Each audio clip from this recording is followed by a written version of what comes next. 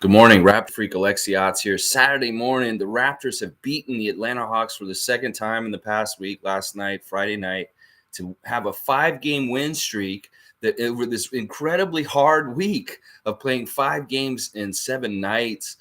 Starting from last Saturday night, they have won every single one of these fucking games, y'all, and we are badasses. Yes! The Raptors are so for real. Everybody's on notice. And you know what? People are paying attention now because they have to look at their schedule and see if we're coming up on it because they're going to be worried about it. Oh, yeah. Oh, yeah. Oh, man. What a dream week.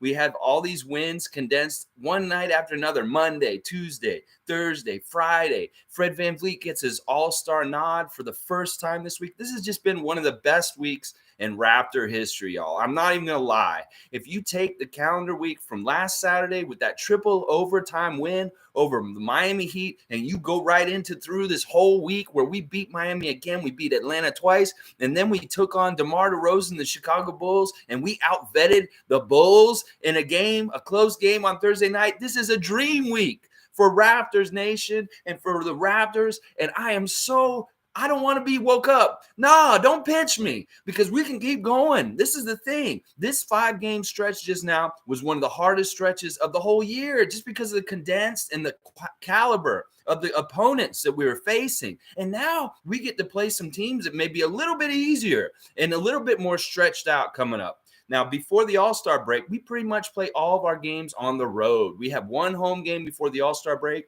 and then the rest of them are all on the road, starting with Charlotte on Monday night.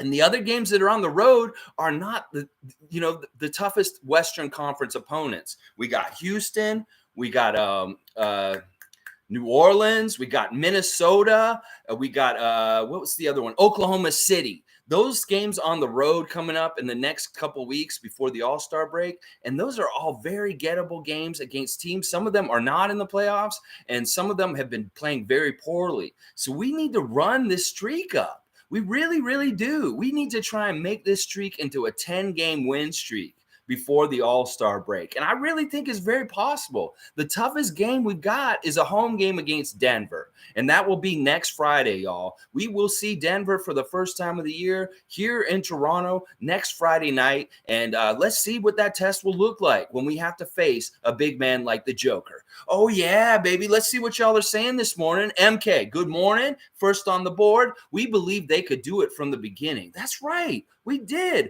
We had the opportunity in our minds to set forth when we say, listen, this team can beat any team on any given night. Yeah, they can lose to Detroit on a shitty night, and they can lose to Portland because they didn't start right. But if they get started right and they get their heads together and they're playing at a high level, they can win any single game against any opponent in this league. It doesn't matter. The reason why is because the Toronto Raptors are a team that are built around defense and rebounding. And those two factors right there will win you games because offense will come and go. And that was one of the interesting things about the Atlanta Hawks team that we've seen twice this week in the game last night is that at one point in the fourth quarter, they went crazy and started hitting their threes finally. But for the most part, we had a lot of success doing exactly what I hoped we would do is keep them off the three-point line and not let them use it as a weapon. In fact, we used it as a weapon last night. We outshot the Hawks for three-point range. And this is something we did a couple times this week against these great three-point shooting teams like the Miami Heat and the Atlanta Hawks, is we made more three-pointers than them. We shot a higher percentage than them. And if it's not a telltale sign, dude who got 43 points against the Phoenix Suns on Thursday night was 0 for 4 behind the three-point line last night. That's right. We heated up that ice tray and we melted it all over the court last night. It was just a puddle at the three-point line last night. Trey had to get all his points in the lane. He had to do a lot of lobbing to his guys to get alley-oops, and he had to get to the free throw line to get his 22 points. And he didn't score as much as he could have, because we really, really did limit Trey Young, and it was really nice to see that a talented player like him couldn't be the complete factor to put Atlanta over the top and beat us. So, man, what a great game last night. It really was a tale of 4 quarters. The first quarter, Pascal absolutely dominated. He was in fantastic mode. This is the thing. When we face teams that don't play defense, we're going to see more of this. It's just we've seen a lot of teams that play really tough defense, and we have to really work to get our open shots. But when we play a team that's not that good at defense, well, we can operate. And boy, did Pascal operate in the beginning of the game last night. We had some Raptors last night that shot really high percentages from the field. Pascal was 11 for 16. Scotty Barnes, 6 of 11. Fred VanVleet, 10 of 18. Gary Trent Jr., even 8 for 17. And then the bench guys, oh my gosh, Chris Boucher, 4 for 4 from the field with 1 3-pointer. And then Precious, 4 for 6 with 2 free 3-pointers. So really good contributions from our bench, actually. Can y'all live with that being our bench? Boucher, Achua, and Banton, and Birch, and those guys get whatever they get off the bench? I hope so. So the first quarter was the Pascal show, and he really did dominate and like put us out at that good double-digit lead that we like to see. Yeah, we got that cushion, and we were pouring that syrup on pretty good for most of the game and keeping the lead nice. But in the second quarter, they played a little better, and it was a closer game at halftime. But then when we started in the third, we jumped all over them again, and we really fucked them up in the third quarter last night. Yeah, they didn't do anything right, and we had a really good lead. But then in the fourth, they had a surge, and they tried really hard to make a run to come back at us, but we withstood it. And that's really what Atlanta's strength is all of a sudden just trying to score in a flurry, like really coming at you quick with 3-pointers and trying to score fast. And the reason why they had some success in the fourth quarter with their 3-point shot finally is they were working really hard to get it in transition. They were going really fast up the court and quickly trying to catch us before we were set in our defense. And they had some success with it, whether it was guys like Bogdanovich or what's his name? Even Herter didn't hurt us last night really bad, which was great. I'm glad we took care of Herter way better this game. And it was really like John Collins and Bogdanovich late in the game and Hunter that were hitting those threes. And it wasn't Trey, thank God. But yeah, really good closeout to the game. And actually, in the end, it didn't end up being that close. We did a really good job and won by double digits. And I love it, man. This team is nasty. And I know if y'all are like me and your heart is with the Toronto Raptors, your heart is so full right now because we're seeing some incredible basketball. And it is really fun to be a Raptors fan right now because the potential and the things that are going to happen in the next couple months is limitless as long as we stay healthy and we continue to grow and get better together because we're already super, super good, really, really good. And the thing is, it's crazy how much we can still improve and clean up a lot of problems that we have still. One of the crazy things that happened last night in the game that was different was Atlanta actually shot more field goals than us last night. Usually we make more opportunities for field goals because of our second chance shots off offensive rebounds or getting a lot of steals and turnovers. But Atlanta actually beat us at our own game last night with that, which was very curious to me. That, we finally had a game where we got outshot by field goal attempts and we actually still won, and we won by a good margin. It really is the 3-point shooting last night that put us above and beyond them. They shot 9 for 29, 31% from the three. We really messed them up at the 3-point line. OG was phenomenal. He did not score well last night, but he really was playing superb defense the whole game. And the OG-itis was in effect last night for sure. And then on our side, 17 of 27, just scorching from the 3-point line for the Raptors last night, 63%. And the thing about that was it wasn't just the normal guys. It wasn't just like Fred and Gary scorching up the threes. It was everybody. I mean, Pascal was 3 for 3 from 3-point range. And then the two guys I mentioned just now off the bench, Boucher and Achua, collectively 3 for 3. That's 6 for 6 right there from three forwards. And then you get 5 for 10 from Fred, 3 for 5 from Gary Trent, 1 for 2 from Scotty Barnes, and 2 for 4 from OG. OG had 0 points at the half, and he came on strong in the second half. He still played really good defense, and he did get some really key buckets and some really key plays late in the game. Let's keep talking about it, y'all. I want to see what you guys saw in the game last night. Let's talk about it. All right, positionless ball, flex offense coming together. People laughing at first are crying now. Oh, yeah, people that didn't understand this whole roster composition that the Raptors were building with these whole bunch of power forwards with long wingspans, no center, and what do you guys have enough guards on your team? Well, now they're figuring out what we were doing and why Masai Ujiri is such an architect, a mastermind of having a plan and a team concept and going full force with it. See, this is the thing. A lot of teams are wishy-washy with their moves and what they're doing. They're not totally sure. They may not have one cook in the kitchen. They may have like 3 or 4 people pulling different strings behind the scenes, trying to make the roster and the team look like certain things. Like, what the fuck is Portland doing? Like, I don't understand what they're doing. That trade that they just did, I'm really happy that Norman's going to LA. But, just think about that. They have real problems with their front office because they don't understand what they're doing. And a lot of teams are like this. They're different levels of knowing what they're doing for the long term, the short term, and how all those plans fit together and how they can like build on each other and have all of a sudden something like what's happening with the Raptors like this. Because if you think about this, this is actually the period of time in Masai Ujiri's tenure with his association to the Toronto Raptors where pretty much all the guys on the team have some sort of association with him and how they got on the team. That there's a whole transition period where there was a coach that he didn't hire, Dwayne Casey. There were a lot of players that he didn't draft that were still on the team. But now our team is completely and utterly a Masai Ujiri vision. Pretty much everybody on the team, the reason why they're on the team now is because Masai directed them onto our team. So we're ultimately seeing the real true vision of his without guys like Jonas on the team that were drafted by the GM before him or stuff like that is what I'm saying. So this is the thing. Other teams like New York, they have too many cooks in the kitchen. They may have like 2 or 3 figureheads that are trying to pull the teams in different directions. So they make trades and they don't go the same way. Boston has the same problems. And we're so lucky that we have a figurehead of leadership that really works with Bobby Webster to make the right deals and get the right personnel for us. And team concept basketball is the future. It's none of this 3 superstars, put a bunch of role players around them, try to win that way. It's where you come up with a concept for your team and what you want to do and do something different and then put it out there and try it. And we're ahead of the curve by far. Like this is stuff that people are going to try and copy us doing in the next 5 years. There's going to be more and more people trying to build their NBA teams just like the Raptors. I know Steve Ballmer is going to do it for sure. I mean, because look at his roster now. He's got 3 of our 2019 NBA champions on his team with Kawhi, Serge, and Norman over there. So, yeah, they all try and copy us, but they're all behind. They have no idea what to do next, and we're already like 5 steps ahead of them. So I love it. I love it, G. And you know what? This is the thing. It's going to be so badass and so fun, and this is why we're going to win championships, and people don't think we will. It's because we're ahead of the curve, and they are behind us with these kind of things and ideas for how you build your team.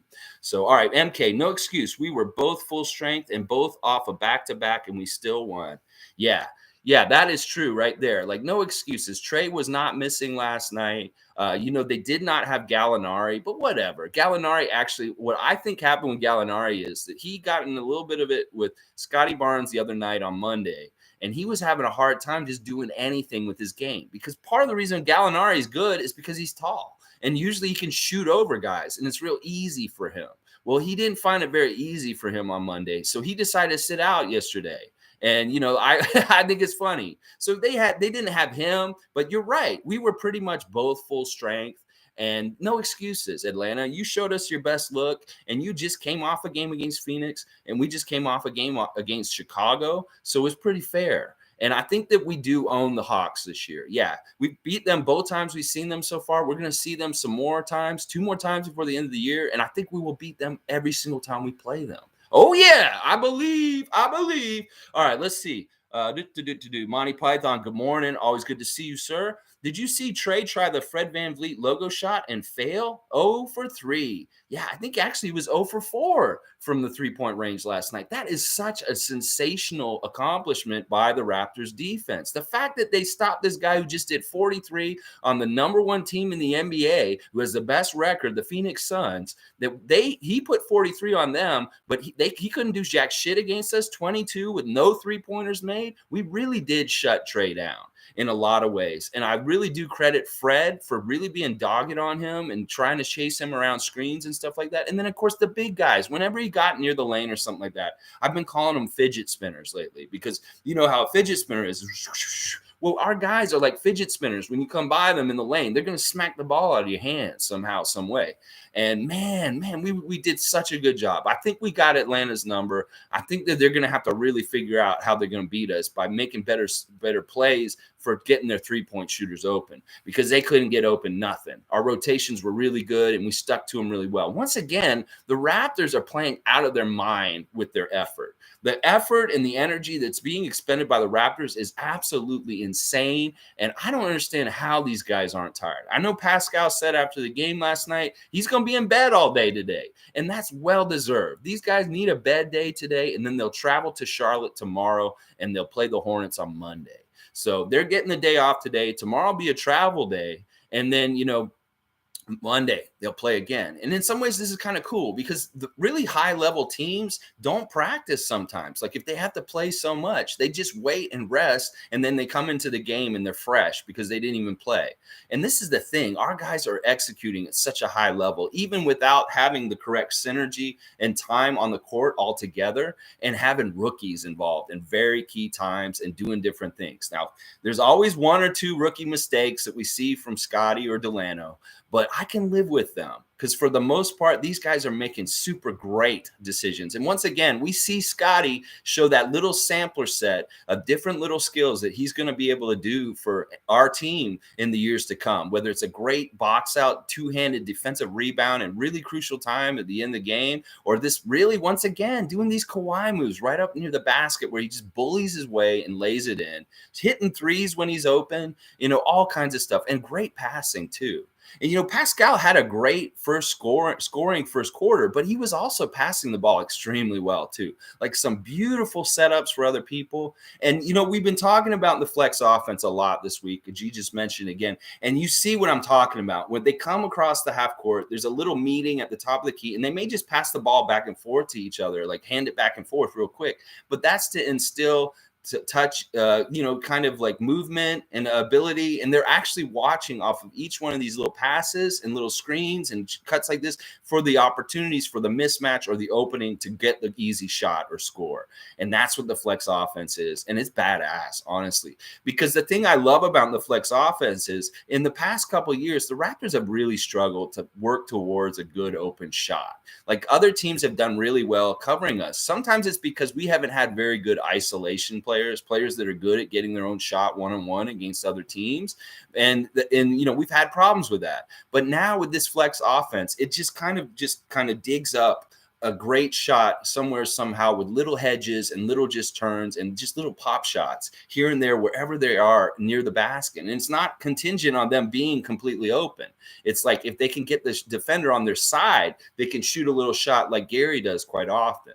So, man, this flex offense is nasty. They're starting to really learn it. You can tell, because it's basically kind of a code of protocol. It's like, what do you do in each instance? Well, I pass. If I don't have the shot, I pass. Or if I do have the shot, I shoot it. Or if I do this, we come to this, we meet, and they bring another screen here. So there's always constantly a flow and a motion, and they're actually always working towards trying to get an open shot. So, man, flex offense, I'm in love with you, baby. And I'm so happy that we have such a great coach like Trevor Gleason, who's teaching it to us, who has won championships with this. Oh, yeah. Australian championships, 4 out of the 5 last years. Oh, yeah.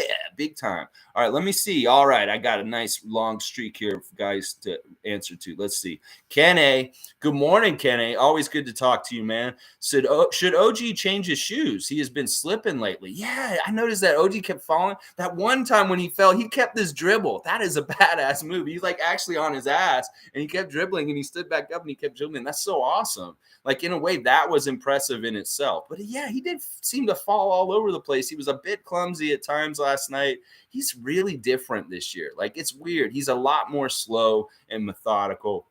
He's not a speed player anymore. He really is a strength and like really thinking about what he's doing in all kinds of different situations. But I like what he's doing overall. Like, he's hitting open threes when he gets open and he needs to be the outlet three that's at the last second. He's usually hitting that open three for us. And then the stuff near the basket lately with them recognizing when he's got a little guy on him and they just post him right away. And the fact that it happens really fast, like this isn't something that has to develop very far into the 24 seconds. 2-second clock. It's like they're coming up the court and OG's already under the basket with the little guy on his ass. They just lobbing it straight ahead to him, and he's just killing them. He's killing them. Like, that's the kind of stuff that big centers should be doing to us, but they're not. Instead, we're doing it to the little guys with our big guys because of the mismatches we get from positionless basketball. It's so smart and it's so brilliant. And the crazy thing I realized last night is what we're having right here with the Raptors is a melding of the basic principles of basketball that win with the new age athlete, the super athlete, these super tall guys that are guard-like, that can do everything on the court. Is like a marriage of that, the future athlete, the crazy good 5-tool basketball player, with the old school mentality of team basketball, where they do these crazy passing weave offenses from like the 50s, where sometimes, you couldn't dribble in the original NBA. You had to pass it all the time. There was no dribbling. They added dribbling later, and it was really pass to pass to pass to pass. And, back in the day, how Hoosiers in that movie, they did all the drills and they do different things like old school drills, like weave drills and stuff like that. That's really what the Raptors offense is at this point. It's like an old school 50s weave offense where, it could be like a bunch of white guys from the 50s playing before black people were even playing in the NBA, the way this style is. So you take these athletes of today with the old school framework of team concept from the 50s, and it's insane. And the other thing I love is the Raptors are doing it like a team concept, defense and rebounding first. And the NBA has been so offensively oriented the past 10 years with guys like LeBron and trying to outscore each other, like the Houston Rockets with Harden for all those years. They didn't care about defense. They were just trying to outscore the other team to win games. Well, this is an old school mentality of defense, and you win it in the trenches and you fight and you rebound. And that's the thing I love about this Raptors team. It's like marrying the future athlete with the old school fundamentals of the real groundwork of the game from the very beginning. And it's so cool because it's like the future. It's the future, y'all. It's the future with the old, and we're taking like the old basics and putting them with this future super athlete. So it's so cool. It's so cool. I'm so here for it. All right. And Kenny's saying, yeah, Trey, 0-3 logo shot. Precious had more threes. Yeah. Somebody was talking about that at the end game. How does Precious have more threes than Trae Young after a game like that last night? It's awesome. It's awesome. And like I said, once again, I have no problem with Precious doing whatever the fuck he wants to do on the court. I know it looks scary, especially when he was doing that dribbling around and he kind of ran the clock out and they didn't get anything from that, maybe because he held the ball too long. But I don't care because he's crazy good athlete. And like, I love the fact that he's going to the basket in some ways, and like the stuff like he did in the game before where he just went right down the lane and threw it down. And now when he's open with those corner threes, we can count on him. And I love the fact that Chris, who's been so defensive oriented and rebounding oriented lately, the one opportunity he got, the pop of three, he hit it. And that's what I was saying a couple weeks ago, is like Chris needs to work on his rebounding and his defense, and his offense will come around after that. And that, a couple months when he was struggling on offense, that's what he did. He went and he focused on his defense and his rebounding, and now he's reaping all the rewards, because you look at how many minutes he's playing in these last couple games, and his production is nasty. It's like he's producing so many rebounds and points per minute right now. It's insane, like just in the last 2 games. And man, I'm so excited about the developments we're having with this team all around. There's just so many good things happening all at once, and it's fantastic. Dwight McPhee, good morning. We're here every morning. I try and get here before 11 a.m. At least. I try and get here closer to 9 a.m. usually, but I'll be here every morning live streaming and talking to you guys about the Raptors. Masai has a process. Process is everything. That's right. You want a long-term goals. You want long-term planning. And sometimes with these teams, because the executives or the coaches are just not, maybe they're in the hot seat, maybe they don't feel too secure in their job, they can't have that kind of full commitment to really planning the future correctly.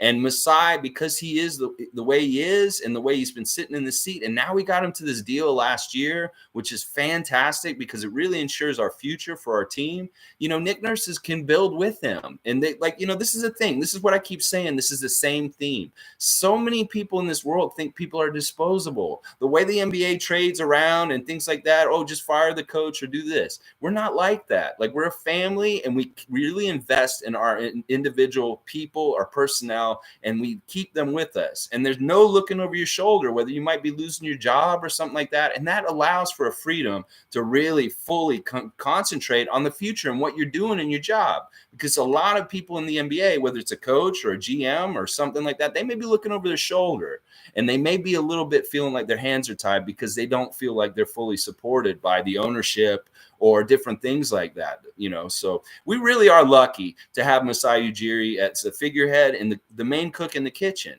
Because when you have too many people trying to run it, it gets pulled in different ways. And sometimes it's just like the American government. You got two sides pulling both at the same time and nothing gets done. And you don't want that. That's just not a functional government, honestly. All right, let's keep going.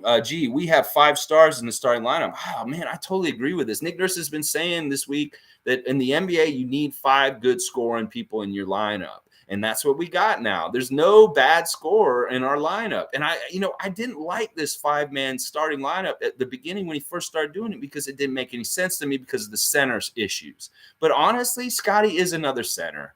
It's like, listen, we have Kim Birch, who's probably our real center, our only real center, but Scotty, Chris, and Precious, they all make up for it in a good way. And I'm glad that Pascal and OG are not on this list to be considered as the center anymore because they really aren't. And stop doing that, sports. That don't put the C next to Pascal's name because you give me like a post-traumatic stress disorder from the Tampa year when we were making Pascal play center. And that's how he got hurt with his shoulder. And we missed him like for part of the year this year because of this kind of playing Pascal at center bullshit. Because Scotty's strong as fuck. Like we can see him get out there and go toe-to-toe with Clint Capella. It's not a big deal. Like he's got the wide shoulders, he's got the strength, and he's doing really good stuff. And honestly, he is our starting center backup point guard. I know I keep saying that, but I think the more I say it, hopefully more people will say it, and then he'll get that cred for his rookie of the year consideration. That they need to realize that he's playing starting center, but he's also our backup point guard. And that kind of versatility should be given some notice in the whole file for him as far as considering him for rookie of the year, because that's extremely difficult to do. To be a starting center and then also be a backup point guard as a rookie on a team that's going to be a playoff team and a high top Eastern Conference team by the end of the year. Oh, yeah. Oh, yeah. Andrew and Raptor Freak Nation and me, let's go. I don't know if y'all noticed this last night. If y'all were watching the Sportsnet or the TSN broadcast with Jack and Matt Devlin kept saying, let's go during the broadcast like last night. Did you hear him do that? I don't know if they're watching me or what's going on or people are just into the let's go thing, but it sounded like Matt Devlin did a let's go just like we've been doing on here, y'all. I don't know what's going on. I love that, though. And it's weird because sometimes it may be that we're just great basketball minds, think alike, but I hear those guys parroting and mimicking, saying things that I say on the stream the next day and stuff like that. Jack and Matt, if y'all are watching, I love y'all. I love y'all. Y'all are the best. And I am so honored if you would actually even check out my stupid live stream anytime and just see what Raptor fans are saying. Because if you want, come here and check the pulse every day because we will tell you what we're thinking and what's going on. I want them to have the outlet here in their chat, and I'm going to say what I'm going to say. Oh, yeah. But yeah, did y'all notice that Matt Devlin was doing the let's go during the game last night? Oh, it's phenomenal. I love it. They were so giddy and weird last night with their attitude during the game. They were like kids in the candy store. Jack and Matt was like giggling like a little kid, and like they were having so much fun. At one point, the Raptor came over and gave them a bunch of T-shirts during the break, and they were throwing T-shirts to the crowd. They were jumping up and throwing T-shirts to the crowd in the break. It was so awesome to see, and that was the reason why Jack didn't have his microphone back on correctly. He was like, "Oh, put your mic back on," because he got up and he was throwing T-shirts to the 500 fans behind him. But yeah, did y'all notice that the whole "let's go" thing? He was starting to yell it during the game. It's so crazy. All right, let's see. Andrew's saying biggest win of the season again. Yeah, just put that on repeat. I still think it's last Saturday night just because it's such a drama. It's such a thing. And honestly, y'all, they have the new open gym came out yesterday. It's about Nick Nurse. It's a really good episode. Oh my gosh. The last couple episodes of Open Gym have been phenomenal. The one on Jim Sand and now the one on Nick Nurse last night was absolutely mind opening. He's hanging out with the Arkells, making music and just chilling with them, talking to them. And it shows basically the whole week where we lost to Portland right up to the 3 overtime win against Miami. And that treatment that Open Gym does to those kind of games, you know, the drama they put in there and with the music and just how they shoot it and produce it is so phenomenal. And that 3 overtime game looks so good with the Open Gym treatment. So y'all need to go watch the latest episode. Just dropped last night, right before the game last night it dropped. And it's the Nick Nurse. It's called Coach. And it's about Nick Nurse, and it's really, you'll learn way more about Nick Nurse that you didn't realize. Like my whole analogy about him playing the keys, like the players are keys on a piano, like Precious, Chris Boucher, Pascal, Fred, you know, like him playing the team like it's a piano is really apropos because this motherfucker is a piano virtuoso. I did not know this. Like I knew he played guitar, but Nick Nurse is learning the piano. And the whole thing about him playing the keys of his players in the game with different offensive times to play Gary, you know, it's real. It's real. This guy, he loves to play the piano, and the Arkells are teaching him. And I'm pretty sure he's going to be on their next album because he's playing a lot of music with them, and like he's actually maybe a part of their band at this point. I'm not totally sure, but highly recommend that Open Gym episode. I'll put it in the comments so y'all can find it real easy. It's got all kinds of good stuff in it. The game footage just itself of that Miami 3 overtime game, that Open Gym treatment of that is just phenomenal. It's like the NFL films kind of shit. You know what I'm talking about. You watch that old NFL films with the Sabos that used to make it, and the voice and like just the drama and the build up. Yeah, that when they did that with the Miami 3 overtime game last week, the Open Gym treatment, it is phenomenal. It's cinematic amazingness. Oh my gosh. All right, let's keep going. G's saying, I think the reason OG falls is because he is so strong, players back off him and he loses balance. He needs to be aware of that. They bump on him and then off. Yeah, I think you're right. Like it's a really like he's strength. He's got to use his strength to shield himself, to steal himself, to be ready. And if they do something weird, like it's like a tug of war where the guy just stops pulling and you fall back because you're pulling, you know, and like all of a sudden, whoa, you fall back. And, you know, I think that this is just going to happen with him. He's just awkward. He's awkward in some ways, but in some ways it's not a big deal because he falls and he still holds the dribble and it's something still good happens. So, you know, he's a vet now. He's got better than with some of the turnovers they used to have, whether he was dribbling off of his foot back in the day or just losing the ball in dumb ways and stuff like that. But OG's a lot better with taking care of the ball than he used to. But yeah, it is weird that he's been falling all over the place and different stuff like that. But I just love that, like, listen, the baseline with OG is the defense. As long as he's putting that crazy effort on defense and he's making an impact on that end of the floor, all of his points offensively are gravy on top. Because honestly, these other guys, like, look, in the score last night, Pascal and Fred had like half of our points. They had like they had 59 points out of the 125 just between the two of them. So it's like we're going to find scoring, and these guys are finding it. And I really love that Pascal and Fred didn't look like they were laboring too hard to get their shots and make their shots. And obviously, by their shot percentage, it shows. And that's the difference. Atlanta's not going to do well in the playoffs because they don't have a defense. They really don't. They don't have any kind of defense. They're not anything like Miami or Chicago this past week that we've seen. They're easy to play in some ways because they don't have a defense. They have a really good offense, but we have a really good defense. And in fact, our defense is better than their offense. And that's why they're in trouble. Every time they play the Raptors, we should kick their fucking ass. Oh, yeah. Popcorn chicken all day, baby. Oh, yeah. Let's see. All right. Andrew saying, Yeah, it wouldn't be the city without a siren. Andrew's saying we're playing with house money now, and we have a stretch of 10 games where we can go 10-0. Yeah, I really believe this. I feel like these 5 games were the toughest games. Like, this is insane. If you had told me last Saturday when I did the preview before the Miami game last Saturday morning that they would be 5-0 at this point, when I'm talking to you right now, I wouldn't have told. I would have told you you're crazy. There's no way. And I mean, I'd like to believe the realm of possibility, but we take it game by game. And because there were so many games and such a condensed schedule this week, it really did have to be that way. Because if we were thinking about it as a whole, it would have been really overwhelming. But the fact that you take it one by one and take each night as it comes, and that's why we found success. We didn't get ahead of ourselves. We didn't let the whole week overwhelm us. We didn't start thinking about, oh my gosh, I'm going to be so tired by Friday. You just took it step by step, and they were successful each time. I'm so proud of them because honestly, they shouldn't have been 5-0 this week. They should have gotten beaten at least once, if not twice, by these teams this week, at least record-wise and just what's been going on.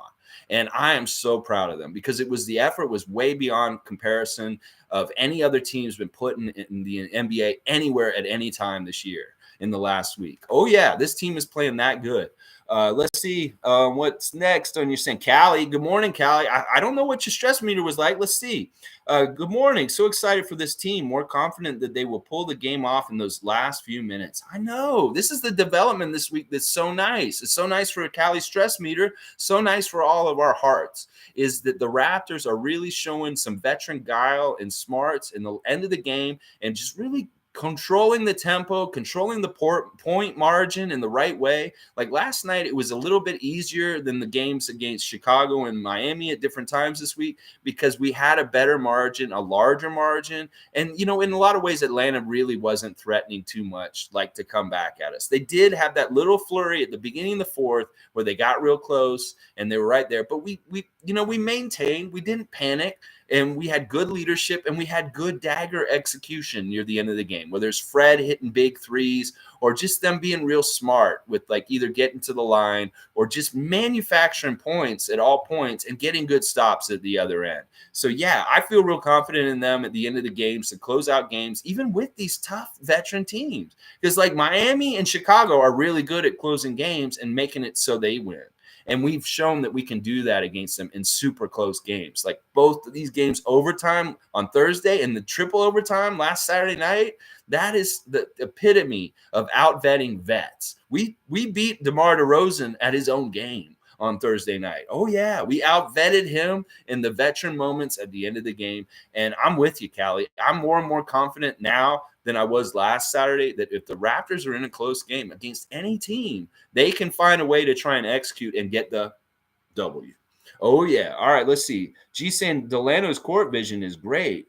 Yeah, he didn't really score a whole lot last night, but he had some really nice passes. He's really good at, like, the thing I like about him as being a secondary point guard for us is you notice he's coming out at the beginning of the second and the beginning of the fourth. He's what he is basically he's that extra time for Fred to get breather around the quarter change. And Fred comes out a little bit and then he gets a little bit of a rest just because Delano can come out there and play like 3 or 4 minutes and then Fred comes back in then. But Delano is like that second point guard with Scotty and Pascal that kind of is like extra ball handling just in case they get in trouble. And the thing about it is he's mostly energizing the team by running the ball up the court really, really fast and just doing a really good job of like not making too many mistakes, but also getting active on the glass. Like the fact that he's crashing the offensive boards and just generally like trying to rebound also, that's huge. That's the thing. This team has so many different guys that want to do so many different things all at once, that so many different jobs are getting done at any given time. And sometimes it's like, do you have the right player in the position of the court to get that job done at that moment? Well, our guys are such 5-tool all around kind of guys. Yeah, usually the guy that's there can get the rebound or can get the steal or can do this or that. And that's the switchability of the positionless scheme. That's so fucking badass. Oh my gosh. Oh my gosh. All right, let me see what y'all are saying. I got to catch up. Andrew's saying this season is so much fun. The games are all so close and exciting, and they're actually meaningful games. It's fun to play for something again. Yeah. Last year was tough. It was really tough. And you know what, guys? We beat our win total from last year already last night. Last night, we got one more win than we got all of last season in 72 games. And we've done this way earlier in the season than last year. So that shows something right there. Last year really is, and they said it last night themselves, Matt and Jack, it was an aberration. It was not the normal Raptors team for all kinds of different reasons. And now we're getting back to normal. And this is how we are. This is the way we will be for years to come, is the way we are right now. And we need to continue to build on it, continue to develop, and keep the right personnel and make tough decisions at different times when we have to, when those times come. But we will try and build this team to continually evolve into being a perennial contender for the Larry O'Brien. Like, this isn't even good enough just to be a playoff team. We will be a playoff team in our sleep. We need to be a championship contender year in, year out. And that's just retooling, restructuring this team over and over again, whether it's getting better bench this summer or whatever. But we have the core, and the future is so bright. So bright. Callie saying our bench is getting better. Yeah. Last night, it's not the guys we thought would come back in and start filling in, maybe getting a shot. It's just really the guys that are playing the best and are a part of that core. And it's these tall guys. It's the three power forward centers off the bench, and then Banton. And then, Champagny may get a chance here and there. And then, I bet Utah's the one after that'll get a chance. But the other guys are in trouble. I don't think that they're going to get much time, because we really have a great success with just this tight core of the positionless guys with Fred. Because that's really what this is. We're playing all positionless players and then Fred. And that's it. And if Fred's out there, we're not totally positionless. But when he isn't out there, we're definitely positionless. So, woo! All right, Lumpy Rex. Raptor Freaks, assemble! Yes, Lumpy, welcome back. We hadn't seen you in a bit. We missed you, brother. And yes, oh my gosh, it is like the Avengers assembling. It is nasty. Like, these dudes are kind of like, there's a certain buzz you get as a team when you become like a certain level, like the Bulls in the late 90s or the Dream Team in Barcelona. When you have that kind of feel and travel to you, you get a certain aura around you, like a rock star aura. Like when you tour around and that's the Toronto Raptors. Like, yeah, they're going to start getting that kind of like feeling and cred when they go around the place more and more. Like, to be feared. And also they're kind of like badasses, kind of like guys who come into places and they just fuck shit up. And, the funny thing is that their personalities and the way they all are, and because of our leadership structure right now with Fred and Pascal being the main leaders on this team, that it's just really shown that set the tone that everybody is so together and they're so like supportive and together and as one. And that's why they play the way they do, because, on teams, most of the time, there's going to be a couple guys that don't like each other on the down low. And there may be weird things about the synergy because of that. Like they may not like to pass between each other, or they may not trust each other on defense. But this team that we have with Toronto right now, they all trust each other. They all are on the same page, and they're all very giving and unselfish with each other. And that is a huge key to why they're being so successful right now, is because they trust in each other to make up for mistakes they may have made. That, well, my buddy may be behind me to block the shot just because this guy got past me, or different things like that. They trust that the person that they're going to pass it to next is going to hit the shot. So that's the thing. There's a general trust among all the players that's really strong, and it's because they're so interchangeable. That's really essential in some ways. So let's see. I'm a fun guy. I don't think I've ever seen Trae Young not make a three ever. I don't know statistically if that's true. Like, maybe there's not many games where he not made a three in. I think you're right. That is a huge accomplishment, honestly, because he's like Fred and Steph. He has a crazy far out range. Like, he has logo range, but he didn't have it last night. And I'm trying to remember that too. I'm a fun guy. I'm sure some stat heads out there would be able to tell us how many games has Trae Young actually gone scoreless from behind the arc. That's not too often, I'm going to bet, just because he's so important and essential to their offense. So Kenny's saying, guys, please watch Chris Boucher, Yahoo Sports show called Hustle Play. So good. Yeah, he has a new podcast on Yahoo Sports, Hustle Play. I seen like him pushing the ads on his Instagram. I haven't watched it yet myself, but I'm excited. I'll probably watch it today. I'm really excited about what Chris is doing. I'm so proud of him. And whether it's in his own personal life, he's developing and getting more happy with his own life and his own role and what he's doing. And just the stuff he's doing on the court is phenomenal. The wide headband and just the froggy stance at the free throw lane and everything it's all cool. And once again, we see shades of Rodman and some of the things he's doing. Like one of those rebounds he got last night, he went up and grabbed it and he did the whole shake around like Rodman would do. Like that whole clear room after I get the rebound kind of stuff. So keep looking for those Rodman Easter eggs in Chris Boucher's body motions, because he really is studying what Rodman does. And you can tell because his rebounding is a lot different right now, whether it's the way he's positioning and scrapping and physicaling guys underneath the basket to get the rebound, or it's just like his mannerisms, the way he's actually like pulling the ball or going after the ball and stuff. That's all Rodman-esque kind of stuff. And I love it. I love it. But Ken A's right. Go check out his new podcast on Yahoo Sports, Hustle Play. All right, Kawhi Leopard, go Raps, go. Very simple, yo. Let's just keep on seeing where it will go. Yeah, let's get more wins. Charlotte on Monday, 6 wins in a row. Let's do it. Let's do it. Talking about Charlotte just a little bit, LaMelo Ball is going to be on Team Gary Payton with Scotty Barnes. Yeah, they picked all the teams for this Rising Stars Challenge. There's 4 teams by 4 legends that are coaching them. Isaiah Thomas, Rick Barry, Gary Payton, and James Worthy are the coaches. And Precious is on Isaiah's team. And Scotty's on Gary Payton's team. And Scotty's on Gary Payton's team with LaMelo Ball, Ayo from Chicago, their point guard, and Scoot Henderson, this guy that y'all kept talking about that's so young, who's in the G League. So that's a kind of a favorite team to win the Rising Stars Challenge is Gary Payton's team with Scotty Barnes on it. Because I think they've also got they have Duarte from Indiana on that team also. They have an interesting team, a pretty good team.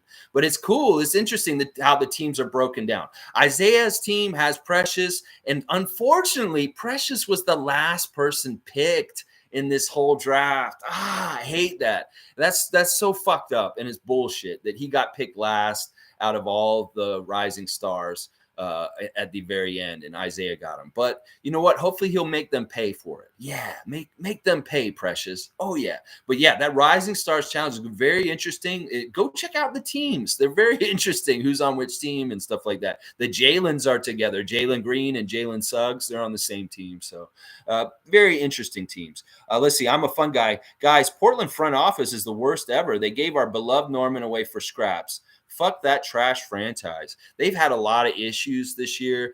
Fun guy. Like they had like one of their higher up executives was involved in a sex scandal, like a sexual harassment scandal with employees, kind of like similar to what happened in Phoenix this year also, where he had to step down, and they don't really have a good GM right now. They don't know what they're doing. Honestly, they don't have somebody who's in that position that knows what they're doing. So it may be that the Clippers just fleece them. Yeah, sure. But I don't know. I'm happy for Norman in this case. I don't care if Portland's good or not, or if they're doing things smart. I'm glad that Norman gets to go to California. He gets to be on a team with 2 of his buddies, Kawhi and Serge, and he's back in LA. And that's where he's from. He's UCLA. He's a California guy. So Norman gets to go back home. This is a great development for Norman. So I'm happy for him. He's actually in a better position for the playoffs also. And I don't think he's upset about this. I mean, Portland was great in this situation. He was making the best of it.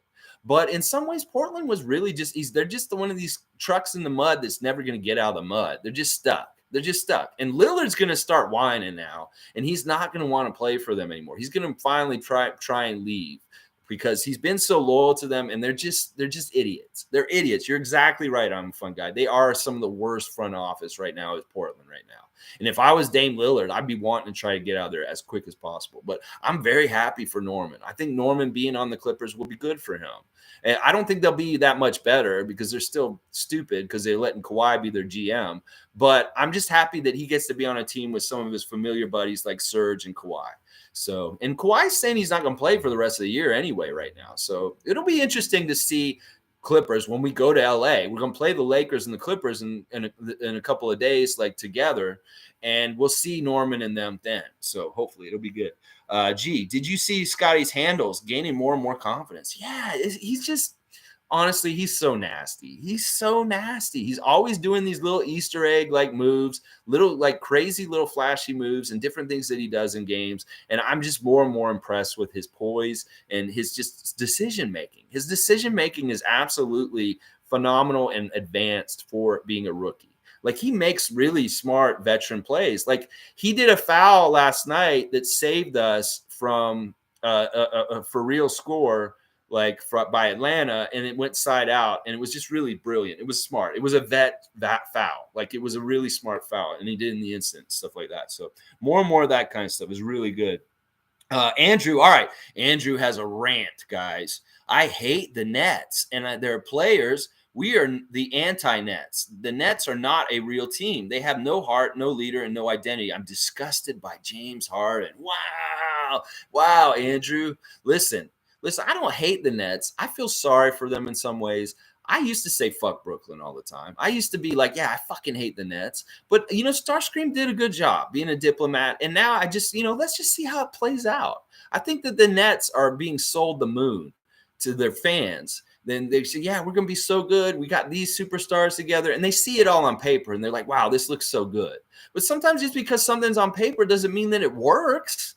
That, you got to factor in Kyrie being Kyrie and James being James. And that is what I saw at the beginning of the season. You go back and look at my Eastern Conference preview for how I thought these teams were going to go over the season. I said the Nets are going to be in trouble because they have knuckleheads.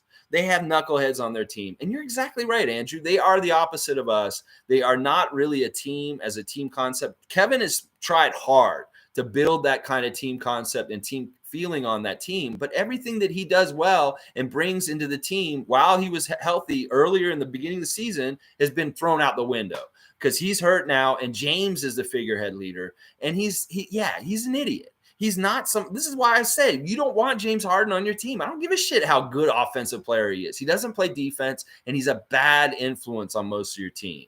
Like you don't want young players learning from him. He's not a teacher. He's not the guy you want to mentor your young players like Kyle Lowry did for Fred VanVleet.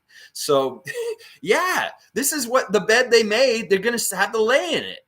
And last year, we saw the results of what happened in the playoffs for them. And you should expect something similar this year. That they'll get somewhere in the playoffs to a certain degree, but then at some point, a better team with a better team concept and a better togetherness is going to kick their ass. And I hope it's us. I love to see them in the playoffs and kick their motherfucking ass because I really believe we will. But yeah, Andrew, don't rant about it. There's no reason to get upset about this. Actually, let's get the little tea like Kermit and just sip it while this is going on. That's the best reaction to the Nets dumpster fire is just get some tea and just sit by the window and just sip the tea. That's all you need to do. That's perfect. That's what LeBron would do. Oh, yeah. All right. Monty's been cussing, so he took it back. Andrew, you should go get a clip of Matt Devlin saying, let's go, and put it on the stream. That's actually not a bad idea, Andrew. Yeah, I was so shocked when he did that. Like, I was like, whoa, is he doing Andrew and I's thing on the broadcast? Because it's really been you and me's thing, man, this year. Every time you come on here, you say, let's go, and I say, let's go. And now Matt Devlin's saying, let's go on the broadcast like we do. Like, let's go. Man, I just love it. There's such an interconnectedness. Maybe we are some sort of weird hive mind and we just all think the same way because we're just Raptor freaks. They're Raptor freaks too. We know it. We know Jack and Matt are Raptor freaks. Oh, yeah, they are. All right, let's keep going. Gee, I want another troll to come on here just to hear me go up. Oh, man. G was here yesterday, and he saw how I handled this guy who was acting like he was a Raptor fan, but I think we outed him as a Bucks fan eventually. Yeah. And I appreciate y'all. Listen, you know how it is. I don't get everything right away in the chat. So y'all see him coming before I will. And I'm sure y'all will reply to him before I actually get a chance to. But G, it's going to happen again eventually. But I don't think it will right now just because we are so badass. They have no leg to stand on. If they want to come in and try and challenge us about how the Raptors are, they'll find out. We have a lot of ammunition to feed the gun against their argument at this point. So, yeah, G wants another troll to come in here. Yes, that's exactly the kind of stuff I love. I'm a fun guy. Matt ate some edibles before the game. You know what? It did sound like that, man. That dude was giggly. He was so much fun during the game. Like he was just he would say really loud things really fast, and just like I just love that. He really treated the game childlike last night, Matt Devlin, and like it's so entertaining to hear those two guys having such fun. And they were having fun. And you know that part of the reason why they're having so much fun is the team's winning, and they really do root for them. So when the team's feeling good and things are going good, then those guys will feel good too, like they're on an edible. Like honestly, if Matt Devlin honestly took an edible last night and did the game last night like that, I'm all here for it because he was great. He could do that, sure. Take a little gummy every morning before you come in and do the game, Matt, because you're creative and you're fun when you're doing it. Because like honestly, they did a good job last night calling the game. And there's none of this extra, Jack's tightening up his announcing game lately. He's not doing so many of these, like sometimes he'd get into these stories where he starts talking about something else other than the game. And it really does take away from what is happening in the game in that moment, but he's tightening it up. He's not all over the rails like he has been in the past, which I'm really happy about. Let's keep going. Let's see. Darren's saying, let's go, going to bed. See, we're catching Darren right before he goes to sleep. I'm sorry, Darren. I'll make it closer to 9 p.m. for you so that you can get more of the live stream in before you have to go to bed. Because Darren's in Jakarta. He's in Indonesia, and he's exactly 12 hours different than our time here in Toronto. So he's going to bed. It's just before midnight. Have sweet dreams of Raptor victories, my friend Darren. Oh, yeah, we know it's coming. More victories, baby. Tom Duke, good morning. Yahoo! Just like the website. Yahoo! Yeah, Tom Duke, my mascot matchup friend. Yes, well, how sweet it is. Yes, 5 in a row, baby. 5 in a row, condensed in a week. Oh, yeah, loving it. I'm a fun guy. Everything in life is a rhythm, and Nurse plays our guys to the rhythm of his piano and guitar knowledge. Wow, that's deep. That's right. That is so right. Honestly, he did say this in the Open Gym episode. He said he has the music part of his life to reflect on the basketball part of his life, and that he finds inspiration in his musical endeavors for the basketball court from that. This man is a renaissance man. He's outside of the box. He's like a Phil Jackson. Phil Jackson was such an interesting coach. Some of the things that he did with the Bulls were very weird and different. Like he would go and do some we're getting in a sweat lodge out in the middle of the desert, guys, and we're going to sweat for 2 hours and we're going to have some hallucinations and we're going to realize stuff, bro. That kind of stuff. And like Nick Nurse in a way is kind of like that in some ways. He's not as crazy hippie zen like Phil Jackson, who was like literally a tie-dye hippie back in the day. And then he played for the Knicks and stuff like that. But yeah, Nick Nurse is that kind of ilk of Phil Jackson, that he brings in inspiration from cultural outside things, whether it's literature, whether it's music, whether it's other things, and he puts it into the enriching the lives of his players and like gets them out of their box and thinking about other kind of things. Like in that episode, he brings Cory Booker in to do a speech to the Raptors before the Washington game recently, when they were in Washington after that horrible Portland game. They had a whole thing where he had a seminar with Cory Booker, teaching them how to be leaders, teaching them how to be better pros, just how to be better people. And that's phenomenal that the team sets stuff up like that for these young players, because you see them all sitting in there, Scotty, Justin, Fred, eating it up and feeling like, wow, this team really cares about my development, and as not as only as a player, but as a person, just as a person. They want me to hear this speaker, and I'm being enriched by his experience and his speech right now. And that's phenomenal. Like this team is so badass, and it's so smart in how they're doing things. And like really watch this Open Gym episode, and just you'll learn so much about Nick Nurse, and you'll appreciate and love him so much more just from watching this episode. I'm not lying. It's really good. And it is true. He is playing the piano keys of the team with the different players. He hits the offensive keys like, all right, we'll do Fred right now. And then there's a little bit of a spin by Pascal, playing the melody of the game through it, the thing. I love it. You're exactly right. I'm a fun guy. It's the rhythm of the music that he's putting on the court. I love it. Monty Python saying Cleveland, Brian, the Hornets for us last night. Okay, Cleveland beat the Yeah, Cleveland beat Charlotte last night. Yeah, that's helpful. And the other thing is that Brooklyn did lose to Utah last night pretty bad, and they're real close now. Like, we should be licking our chops to jump into that 6th spot right now. That we beat Charlotte on Monday, and Brooklyn is not just playing Utah. They're going to go and play some more Western teams on this trip, and they could lose a lot more. Like, I was looking at their schedule before the All-Star break, and Kevin's not coming back before the All-Star break. They could lose out going up into the All-Star break because the teams are that good that they're playing out west right now. And that would mean they fall into the play-in and we get their spot in the top 6. And I really fully predict that with the schedule we've got coming up. But we need to execute. This is the thing. We're going to play slouch teams. We're going to play teams like Houston and Oklahoma City. And we lost Oklahoma City the first time we played them already this year. So we owe them something, and we can't slouch against a team like Houston. And teams like Charlotte and New Orleans, they have their own kind of like difficulties and problems for when we play them. We have to play them smart and respect them and just make sure we get to that W against them. We can't slack against them either. And then, of course, that Denver game is going to be the toughest one before the All-Star break still. But, yeah, we can do this. We can overpass Brooklyn before the All-Star break. That would be fantastic. And Charlotte, yeah, we beat them on Monday. We continue to beat them down below us because, yeah, it's very close right now. And we're right. Actually, we're ahead of Charlotte right now. We're above them right now, I believe. Or we're even, something like that. Let's see. Kenny saying Nick out here playing piano and teaching his assistant the piano. The other coaches losing their hair scheming against us. Nick is something else. Yeah, so you've watched it already, Kenny. Yeah, you see that he calls him Bosch, and it made me think Chris Bosch when he first said it, but it's Corbaccio, who's one of our big coaches. He's like a bigger guy who's on the coaching staff, and he's kind of like one of these guys like Jamal McGlure. Fuck off with your horn. Goddamn, the city. He's one of these big guys like Jamal McGlure that works with our big guys in practice and does like the guarding and kind of stop them. And Nick Nurse is teaching him how to play the piano. And he gave him this like really, really old piano and stuff like that. It's a really good episode. Kenny's obviously already watched it. Nick Nurse. Learn more about Nick Nurse and his master class in piano with the Arkells and what he's doing. I love that we can be excited about different players having a great game. A lot of teams rely on their 1 or 2 stars so much. This is so true. This is a huge strength.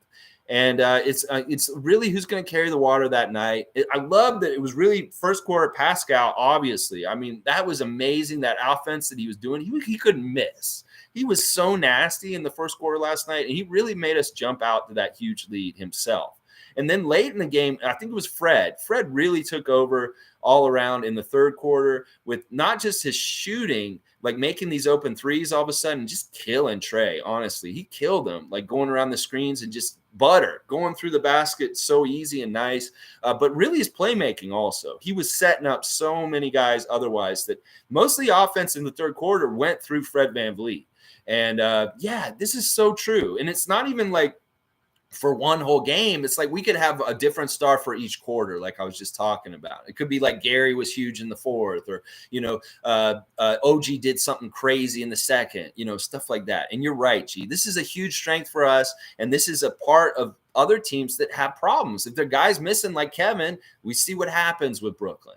So I'm a fun guy. Can we just all band together and bring a whole bunch of bag of milks for Precious in his corner? He wants to send a bunch of milk in a bag to Precious because of his great three-point shooting. All right, fun guy. I'm for this. I mean, I think that Precious and his milk bag episode there that he's learning about clipping with the clip from the fridge and like how to do the milk bag. He did a better job than Danny Green. Danny Green was a fuck up. When he tried to put the milk in the bag and pour it, he just did not understand the concept. He made a fucking mess all over the counter when he tried to do it. Like, he didn't know how to cut the bag, and you know how it is with the milk bag. Canadians know you don't do it right, it'll get all over the counter. And Danny did that, but Precious was very careful and methodical with his milk bag cutting.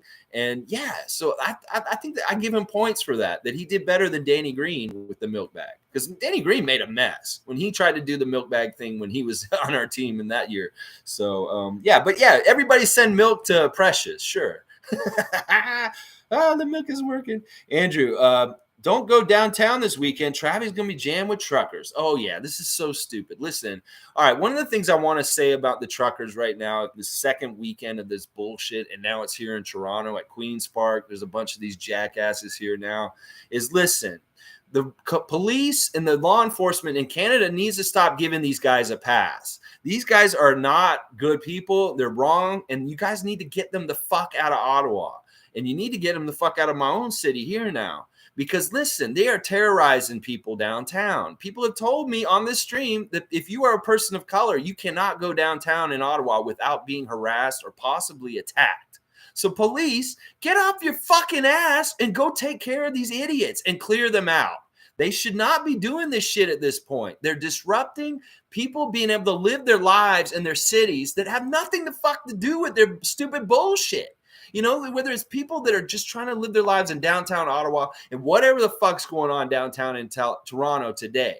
Like, if I go down there, I'm going to fucking get in a fight because I'm that crazy. I'll go down there and fucking throw arms on these dumbass motherfuckers. So I'm not going downtown today. Don't worry, Mom. I know you're listening and you see this. I'm not going to go down there, so don't worry about that. But I would. If I'd still lived in Kensington Market and they were right around the corner from me, I would be yelling some cuss words at them. And if they came at me, I would throw arms with them. Oh, I would. Because I'm sick of this shit. These motherfuckers are big whining crybabies that have aligned themselves with racists. They're intimidating good people and causing people that they can't live their regular lives right now. And they're costing a lot of money towards us too, taxpayers and stupid shit like that. They should not be getting this luxury. The police need to come down hard on these motherfuckers and get them cleared out. They've had their little demonstrations and shit, but they're disrupting everyday life. And, you know, that's whatever. That's fucked up. They should not be allowed to do this. And I'm with the police getting them the fuck out there. They need to be treating them like they would treat Black Lives Matter. They need to be treating them just like they'd be treating any kind of other protests that don't necessarily the government likes. So they need to fucking treat them the same way. And because when they don't treat them, it seems like they're a part of them. That maybe they're buddies with them, or maybe if they weren't working as cops, they'd be out there with them. And that just shows that their racist ass is part of the problem also. So yeah, cops, get off your ass and do your fucking job and protect the public and the public good. You're not doing that right now in Canada. We're looking soft. We need to get out there and give them a good attitude adjustment and say, you want to demonstrate? Well, you get to do it this way, but you ain't fucking up other shit around in this country, in this city. You know, I'm sick of this shit. I'm so sick of this shit, Andrew. And it sucks, man. If I went down there, I'd be throwing arms. I would be. Yeah, I would. And I have friends, and we would go and fight Nazis all the time. If there's Nazis rallying down in downtown Toronto, we go there and we fucking fight them. So, you know, I put my money where my mouth is. Seriously. These motherfuckers. Anyway, I love all the emoticons here. All right, I'm going to catch up to those. Those look lovely and nice. Andrew, I'm glad you brought that up. And that's how my stance is. The police need to get off their ass and do their job. They need to do their job and start clearing this shit up so people can go back to their regular lives, especially in Ottawa. Because the stuff I'm hearing about what's going on in Ottawa is so fucked up that they're basically holding downtown hostage. And there's a lot of people whose lives are getting fucked with because of this. And they don't deserve it. They ain't got nothing to do with this shit. So, all right, let me get back to where you guys are. I know y'all are way ahead. All right. Okay, there's Andrew's comment. Okay, Sugar Ray, good morning. Good to see you as always. I always think of the band when I see your name, and then a Sugar Ray song comes on in my head. So what's going to happen is we just beat the number 1 seed Bulls, number 1 seed Heat, and Hot Hawks team twice, but then we are going to lose on March 3rd to the Detroit Pistons. Yeah, and we're here for it, Sugar Ray. I know. It's so crazy. We may own the Bucks. We may own the Hawks. We may own the Heat now all of a sudden. But the Pistons still own our ass. And it's really Casey's revenge. It's Casey's revenge, man. It's Casey's revenge. And you know what? It is what it is. You know, I appreciate Coach Casey, and I understand why this effect happens. But you're right. We might just lose to the Detroit Pistons in March again. Because it's just the pattern. It's just how it happens. It's just that it's that speech he gives them. He's like, they fucked me over and won a championship after I won Coach of the year before. It's real easy for his players to get up for him in that game.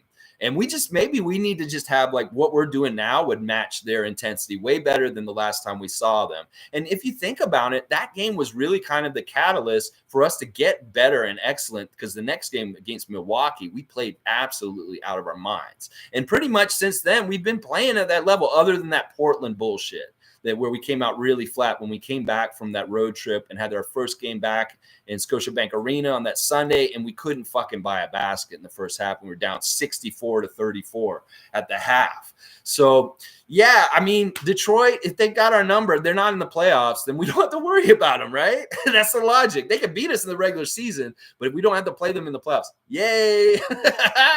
Oh, it's so crazy. It's so crazy the way the NBA works, honestly. Duke rocks. All right, Duke, haven't seen you in a bit. Good to see you again. Rap's strength of schedule is one of the easiest remaining. Do you see us getting the 5th or 6th seed? Yes. I'd love to get either one of those. That's a sweet spot right there, the 5th or the 6th seed. But if we can get the 4th seed, that's fantastic too. Let's just see how it shakes out and see how we do. But you're right. The strength of schedule for the Raptors really does favor us for the rest of the year. We've gone through the fire of really tough stuff already. Now, on the other side of the All-Star break, y'all, there is something really weird that's going to happen. We're going to have 3 back-to-backs in a row within, I guess, how many days is that? 9 days or 8 days? Within 8 days, we're going to have 3 back-to-backs. That's 6 games in 8 days. So it's very similar to this grind we just did, except extended, like where there's 3 back-to-backs in a row with 1 day in between each of them. And that's going to be nuts. That'll be a real test. But other than that, it's like there's a West Coast trip. And that West Coast trip isn't as hard because we're getting to see the Lakers on it. I see the Lakers on the West Coast trip, and I'm like, oh, this will be an easier West Coast trip. I love that. Okay. Yeah, but 5th or 6th seed, let's go for 4th. Why not? Monty Python, I do Dukes. Especially after some help from after the trade deadline. Yeah, so Monty Python's saying that, yeah, especially if we make a move and we just solidify our bench a little bit somehow, maybe we acquire something for Dragic's money that is really helpful to help us with our bench production finally. Yeah, so he agrees also. Swami Swinglingaham. Good morning. Welcome. We're here every morning live on this live stream. I'll be here talking all the comments you guys put up there. I'll say them. Even if you troll me, even if you say something crazy, we'll say it and we'll make a joke out of it. If you come at me about the Raptors being bad, then I will come back and bite you back. Alexi, I think Raptors have to trade for a center with Kem's knee being a question mark all season, but Pirtle is going to be tough without trading Achua. You know, that Pirtle deal that we keep speculating about can happen with just Dragic. Dragic's money is $19 million, and Pirtle's money is only like around $9 million or something like that. So it's really like we could get Pirtle and also maybe Doug McDermott from them for Dragic's money, and it evens up. And we have an extra roster spot above Dragic. So we could do a 1-player for 2-player deal. It's really whether Popovich wants to be a sell the farm kind of guy and maybe do us a solid. It could be that we trade him that Dragic contract and a draft pick. And that makes it a lot more sweeter for them. But I think it's a sound idea because if you get Doug McDermott and Jakob Poeltl, you get your center and you get your bench 3-point shooter. And that's the deal I really like right now. I don't think Precious has to be involved in that deal unless Popovich is making a stipulation where he says, you have to give us Precious to make this deal happen. And fuck that. We'll say no. Because listen, we don't actually have to make a deal right now. We could just stay where we are and not do anything during the trade deadline and still do really well for the rest of the year. I know people may be like, what? You're crazy. We need more bench guys or we need a center. But no, these are things that we can address in the offseason. And even if we don't move Goran, we're going to get that money ourselves. So it's either we trade him and give the luxury of that money coming off somebody other's team's salary cap in the summer, or we keep him and we get that luxury. So we can't lose. And I really think that the way that the core is playing right now, you don't fuck it up. You don't trade any single one of these guys because they're all working really well together. So, but I like the way you're thinking. And I like the fact, Swami, that you brought up Pirtle's name, that you're not bringing up other guys in the league and stuff like that, because he is really the number one guy we should be targeting to try and get to return back to the Raptors, because he would fix everything real easy. And he's a for sure fit. We know that he fits with our team no matter what, because he's best friends with Pascal and Fred and OG, and he's already played time with us. So he knows our system. He knows our personnel and our front office. He'd just be really easy to plug back in real easy and quick.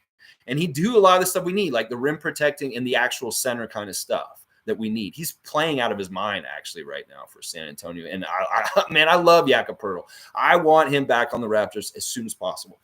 Duke rocks. I'm dying to see what Bobby Masai do at the deadline. Yeah, just talking about that. We'll see. Trust in Masai. Trust in Bobby. They're going to do the right thing, and they won't make a fuck up. Like, this is the thing. They're going to be very calculated and smart about it, and they won't fuck up. They're not going to do a deal just for the sake of doing a deal. They're going to make sure it's the right thing to do at that point. And if it's not the right thing, they don't mind staying pat and not doing anything. And there's nothing wrong with them doing that either. So let's keep going. Swami says also, so it may have to be a three-way like Boucher, Flynn, and a second to Grizzlies for Tyrus Jones. Raptors can't keep or trade Tyrus Jones to Spurs with a first-round pick for Poeltl.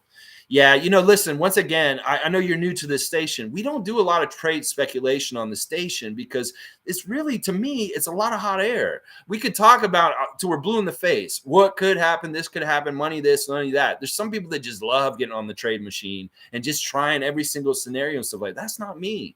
That's not what I like to do. I like to talk about what we already have, what's on the ground running with us. And when things come, then we talk about it. But, we talked about so much about Moses Brown this year throughout this live stream since the beginning of the year, and it may never actually ever be something. So I don't do this. I don't do this where you're going really deep into the possibilities. I can't do that. That's too much. I'd rather just think about what is for real and what is present. Because half the times trade talk and stuff like that is like fan fiction being written. You could write all these stories about Scooby-Doo and this and that, and it's just fan fiction. That's what trade talk is to me. It's fan fiction. People write fan fiction of their favorite things all the time. But you know what? If it's a solid, real, like, seems like it's a real thing and it could happen, it's possible, I'll talk about it, like this Poeltl thing that I'm talking about. But I don't want to go like they were speculating about James Harden so much in recent years when he was like not sure where he was going to be going and stuff like that, and everybody's pushing to get him here. I didn't like talking about that because it was like it's hot air. It's not necessarily ever going to happen. So. But yeah, I like your idea though. Poeltl is the right guy to target out of anybody, and I think that we can get him with just a straight up deal with San Antonio. It's like we just got to figure it out exactly right, and it will be Goran that will go in that deal. I don't think we'll have to give him too much, and definitely to me, we said this yesterday. Chris Boucher is untradeable right now. He's off the block. He should not be considered to be dealt in any kind of way. And if they do deal him, and it's probably the good deal, I trust in him then.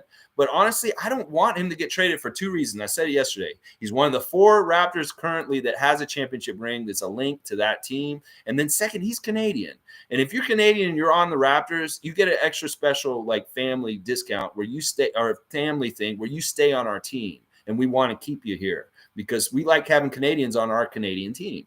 So it's that kind of stuff. Flynn, we could trade. I'm okay with that. But no, Boucher is untradeable right now at this point. G saying, appreciate how patient front office and nurse are. They never make panic moves, knee-jerk reactions. That's where these teams get fucked up. Like Portland, that may have been a knee-jerk reaction, that whole Powell trade that they just did in the last week.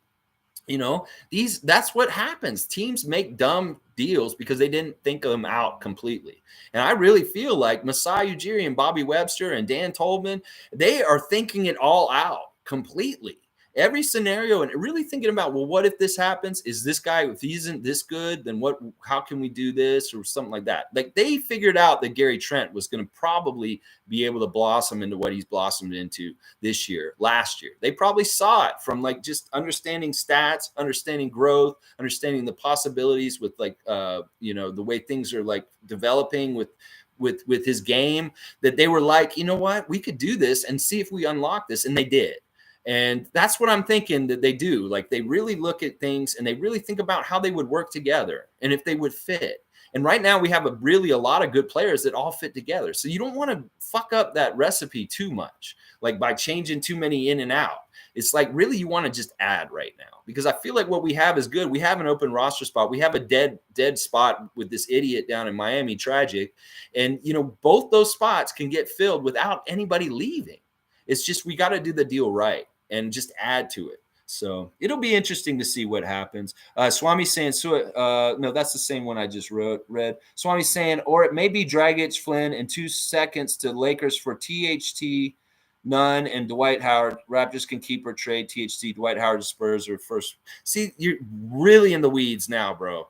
I can't do this with you, man. I'm not going to go in there with you and speculate this. Like, once again, I feel like a lot of it is just useless.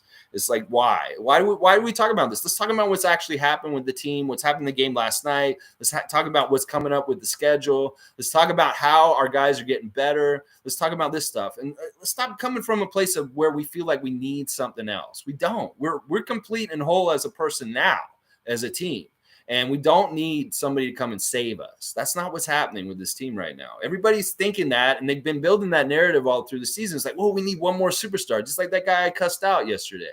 Is like they think that that's the narrative right now. We don't need anything else. We can develop and grow within and just really exploit our great talent right now, and we'll be fine. So we don't need rescuing. That's what I'm trying to tell you right now. We don't need a rescuer. We do not need some sort of guy to come in and fix us. So, yeah, and Monty's saying it right here. You guys are telling him right now, they're not reactionary. They're not. It's incredible. The poise of our management group matches that of our players on the team, top to bottom. Yeah, I agree with all that. Graham's saying, is it just me or is the air fresher today and the sun sunnier? Graham, you're the best, man. Yes, it is. Actually, I think scientifically they proved it. And it was all directly correlated to a Raptors 5-game win streak over the last week. Yes, scientists and meteorologists have proved it. I saw it on the Weather Channel. It said the weather's good today because the Raptors have won 5 in a row. Andrew, hopefully Masai can trade score on Dragic at the deadline. I like that. Score on tragic. Yeah, we'll work on that. Yeah, let's hope so. Either way, who cares? He's irrelevant. Marlon Toby, good morning. Good to see you made it. The plan was contain Trae Young, and the game is ours. Pascal, nah, I'm gonna put my foot on their necks, and I'm not stepping off. Yeah. Listen, Pascal was deadly nasty. He was operating. It was just so nice, and these threes were nasty. They were daring him, and he just they were so right through the net, like dead eye. Like both him and Fred were hitting really, really dead eye threes last night. And obviously Precious, for some reason, he was dead eye threes last night too. But I like that. The plan was to contain Trae, which we did very well. And then just beat him. But then Pascal, he got a little more cutthroat, as you're saying. And I think you're right. He did. He really, especially in that first quarter, he set the tone and he really put us in a good place to start with a double-digit lead by helping with all of his scoring. I mean, he had 20-something? He had his second most highest scoring in one quarter in his whole entire career in the first quarter last night. That's what they said. So, yeah, Monty's saying birds are chirping. Did Putsatani Phil see his shadow or what? Do we know what's going to happen with spring or winter right now? I mean, are we getting spring now? I would love to get spring sooner than later. That'd be great. So bright and just a yummy morning. Yeah. Callie's saying it too. I don't want to lose Boucher. None of us want to lose Boucher. Why? He's gone on this journey. He's finally found the promised land for his career. He's had the epiphany of playing against Cleveland with 4 G leaguers and Yuta and Svi and seeing how hard it was to be the superstar. And he's like, I don't want this. So now I want to be a role player. And I'm going to really fit my game around that. And the thing that he posted last night is he keeps posting puzzle pieces. Like he sees himself as a piece of a puzzle that's supposed to fit in a certain area on the puzzle to make the complete picture good. And that's a great way to look at it. And that's part of the reason why he's doing all the dirty work. He's doing the rebounding. He's doing the Rodman impersonation is because he wants to be a puzzle piece that fits towards an overall championship picture. And that is what he's doing. He's a puzzle piece now. And that's what he's saying. So let's keep going. I totally love that sentiment. Boucher should not be going anywhere. All right, let's see. G. LaMelo and Barnes and Io and Duarte. Damn. Yeah, that team is nasty, G. That team for Gary Payton's Rising Stars team is nasty. And I think they are going to be the favorite. Somebody was saying when they saw the teams, they're like, what does Gary Payton just rob this whole league? Like just killed them by getting all the players that he got. Because he did. He really got some really super talented guys. And, that's going to be a nasty team to watch. I'm really excited about this Rising Stars Challenge. Clorox Rising Stars Challenge. I think that it's going to be a very entertaining thing. It's going to be a lot of fun.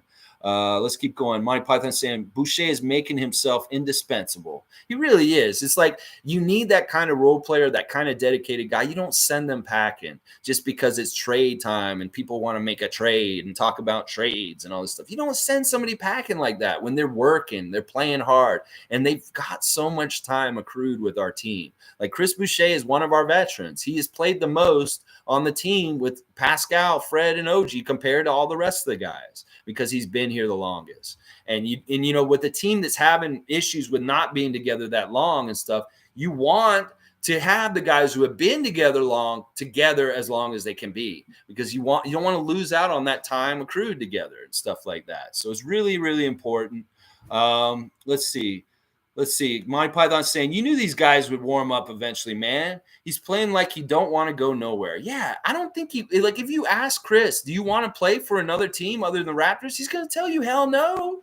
He's like, I'm home. I'm exactly where I want to be. I don't want to go to another team. So stop putting me in your trade machine and trying to figure out where you can send me to get somebody else, to get another center or something like that. I'm the center you want. Just keep me. I'm perfectly fine. In fact, I've done a whole bunch of great things for you in the last couple of years and shown that I'm ready to change and adapt and be a different role for you to make sure that you win. And that's what I'm saying. You don't do that. Once he's finally got the footing underneath him and he feels good as a player in his role, then you're going to pull the rug out underneath him and ship him off somewhere? No, you don't do that to people you care about, people that are your family. And that's what he is. He's family. Let's see.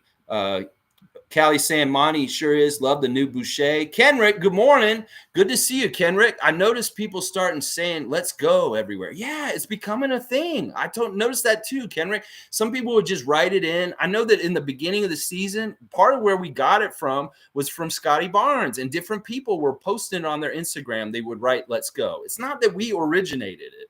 We found it from somewhere else too, but we're reinforcing it. And maybe it's just this echo chamber of Raptors world that is bouncing all over around in places. And it's just a thing this year is let's go is the statement for this year, this season. Like some years it's just win at all costs or whatever. This year it's let's go.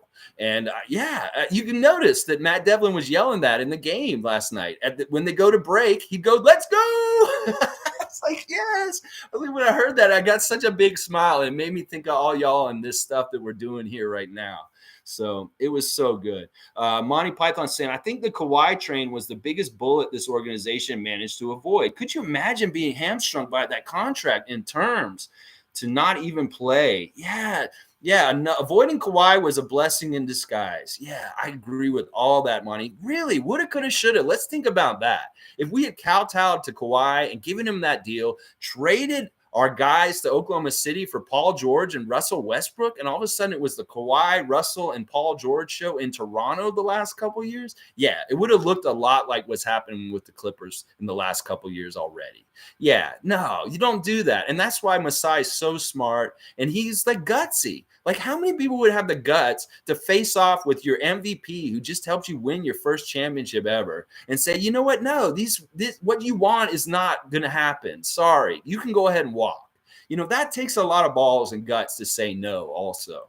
And you know what? It was the right decision, is the best decision. And we wouldn't be where we are today if he had made that decision for sure. We'd be mired in some bullshit just like the Clippers are right now. So I completely agree with you, Monty, on this, that Kawhi leaving in some ways was a real blessing in disguise. That if he had hung around and he wanted to be our GM and fight with Masai over what we're doing, every single move, and whine and complain like he does with the Clippers, because he basically ran everybody out in the Clippers that was any good when he first got there. Like Harrell and all kinds of different players were run out of Clippers because they weren't Kawhi guys. And then he brought in Kawhi guys, and now they all suck.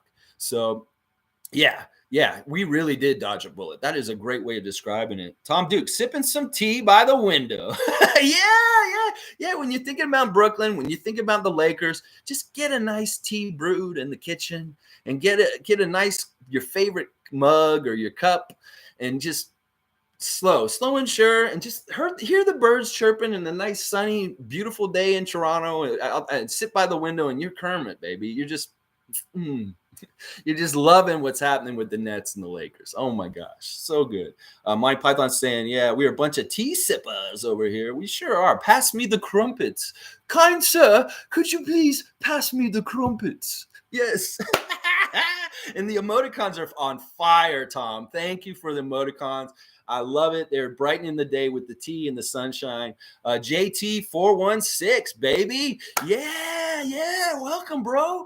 I'm glad to see you here. We're here live every morning for whatever time. We're going to talk about what the Raptors did last night or what they're going to do tonight or just what's going on. Tomorrow, because there's a second day off in a row, it's Raptor Freak Trivia, y'all. So come and play the trivia game tomorrow, 9:30 a.m. Eastern Time sharp. I will have trivia questions for y'all to get points. And we do have a prize, y'all. I want to show you. If you come and you win and you get the most points, you're going to get this practice jersey, old school Raptors practice jersey signed by Junkyard Dog Jerome Williams. You will win this, the champion of the trivia, Raptors Freak Trivia. That's coming tomorrow, 9:30 a.m. We'll have the questions sharp. So be here tomorrow, 9:30 a.m. Get some points. Try and knock G off his top spot. Oh, yeah. But yeah, JT, what are you saying? Good afternoon, Mr. Alexios. Hope all is well because we rolling, baby. That's right. How can everything not be all well? Because of what's going on with this team, that they overperformed. They did crazy. They went into the fire and they came out hardened, so much stronger. This crazy schedule this week, and they won every single fucking game this week. All 5 games in this 7-day period. It is absolutely amazing and phenomenal. I am so proud of the Raptors. I may be more proud of the Raptors today than I've been proud of them at any time, at any point in their history right now. Because what they did this week is something amazing, something huge that not many teams can say they've done. That they beat Eastern Conference top teams twice, 3 times in the same week in kinds of overtime games. It's absolutely amazing. It is phenomenal. Oh, yeah, baby. All right, let's see what else y'all are saying. Monty Python, Nick Nurse better be hitting offensive notes, baby, all night long. They play that piano. He hits those keys, and those guys go to the basket, and they execute. Oh, yeah. He is the man sitting at the piano stand. He is Elton John for this team. He is playing the beautiful tunes, and they're putting the hoop in the back. They're putting the ball in the hoop, and it's working. Oh, yeah. All right, Monty Python is saying Kenny G on the sax. Nick Nurse like Kenny G on the sax. Oh, yeah, the music is so nice and sweet to hear. So beautiful. All right, let's see what else y'all are saying. Andrew said that one possession where Precious dribbled for 20 seconds was brutal. I thought my brain was going to explode. Yeah, that possession when Precious held on the ball, maybe a little too long. Everybody was a little nervous, but still, I like that he's doing that. That's something that they're going to show him on the tape today, and they're going to say, look, you held the ball too long. It let things stagnate for a little bit, but these are learning experiences. And you know what? The great thing about that moment was he didn't absolutely fuck up. He didn't totally turn the ball over. They kept the ball still. He passed it eventually, but there wasn't enough time for Fred to get a really good shot. So these are learning experiences, and it's much better for him to get them. I'd much rather have him have the confidence to dribble around and be able to do that, because he did it and he didn't look awkward. He didn't look like he was going to lose the ball. So I'm really excited about that in particular, that like Precious is an all-around player that we just are not going to – we're going to get him unlocked more and more as time goes on. Let's keep going here. Let's see. Monty Python's saying, Alex, can we get a little Kenny G in the background? I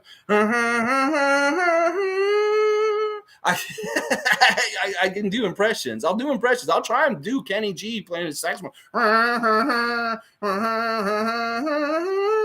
Isn't that Kenny G? It sounds like Kenny G, I think. All right, let me catch up, y'all. Oh, my gosh, you guys are funny with this Kenny G stuff. All right, Tom Duke just spit out his tea because he's laughing. That's good. That's good. Entertainment here. Mile High 6. Yo, good. Welcome. Glad to have you here. We're here every morning live, baby. Yo, new sub. Go Raptors, Leafs, Jays, and Broncos. Broncos, baby. We got Denver Broncos in the house. John Elway, motherfucker. Woo! I'm all for it, man. If you're for the Broncos, sure. Wait, why not, man? But yeah, Toronto teams, baby. Yeah, welcome, Mile High. Every day we're here. We're doing trivia tomorrow, 9:30 a.m. Eastern. MK, that's not true. I'm a person of color, and it's been extremely peaceful. Okay, MK, are you in Ottawa? Where are you exactly? I want to know, because somebody came on here last weekend and said that they didn't feel safe walking around downtown Ottawa because of the truckers convoy and how it was down there. That it wasn't cool for people to be out there because there were a bunch of Ku Klux Klan Nazi motherfuckers down there and stuff like that. So, I like to get the correct information. So if you feel safe and you're on the ground, you let me know what you're really seeing out there, because we want the truth. Swami, good morning. The trucker anti-vaxxer protest in Ottawa was broadcast on Twitch, and they didn't even have enough porta potties, so you couldn't walk down the street in Ottawa without stepping on poop and pee. Yeah, it's disgusting. That's what I'm saying. Police, do something. This is why we pay y'all. Can you at least let them have a designated area? They can do their protesting, but they should not be affecting good, innocent people's lives and stuff like that. And they shouldn't be intimidating anyone. Even if they're down there, there should not be any kind of intimidation, because, you let this shit get out of hand, you get January 6th. And like, you have people with guns running around inside the Capitol building, shit like that. You don't want that kind of shit, like that stuff down in the States. And this is stupid because this is going on and on and on. Like, it's one thing if it's just like for a few days and they talk about it and they get their media coverage, but now they just look stupid. And now the police look ineffective. Like, Canadian police look like pussies right now, basically, to me. That's how I feel about it. But yeah, it's just ugly all around. We don't want people shitting all over the capital of Canada. That's fucked up. Come on. Tom Duke saying, right on. Mile High, best decision. Geez. All right. I appreciate that, Tom. That's really nice for you to say. JT416, wasn't all the shit and piss there in Ottawa before the truckers? Well, politics just in general does have a lot of bullshit around it. So I won't disagree with that. MK, they aren't anti-vaxxers. They're anti-mandate. There's no poop. People are just protesting. The worst part is the honking. Okay, so they're just honking a lot. Yeah, listen. I support the right to protest. I'm not necessarily for mandates, but I think that this particular movement right now has been hijacked by racists and really awful people, and when that happens, it kind of messes up your message and what you're really out there for. And also, I don't think that this group is actually representative of the trucking community in Canada. That this is a very small group of idiots that just feel like getting out there and doing their little Trump impressions and stuff like that. So, I mean, I'm not for this movement that they're out there for. I like the ideas of freedom and being against mandates, yes, but there's a difference. You can have that and not be what they're doing right now. And I don't have any sympathy for the truckers and what they're doing right now, because honestly, they're going about it the wrong way in some ways. So let's see. My Python, that Detroit game was the catalyst for a great play. Most unique and accurate insight I've ever heard. Yeah, you go in there and you lose and you get so humiliated by a team that has such a bad record compared to yours. You have to look at yourself in the mirror. And that really was what happened in the reaction to it was the Milwaukee game the next night, and how we handled them and played absolutely out of our minds. And Bobby Portis may have been part of that catalyst. It's like, wake up. You're getting pushed around and beat down by Detroit the night before, and now this guy's going to bully you and get in your face. What are you going to do? You're up against the wall. And we showed what we're going to do. Oh, yeah. I love it. I love it. Monty Python saying, that's bang on. I never heard somebody say that before. Yeah, the thing about the Detroit game. Yeah, it really is. Like, you have to be in your low to see where you got to go. You got to hit your low. And that was like a low for them.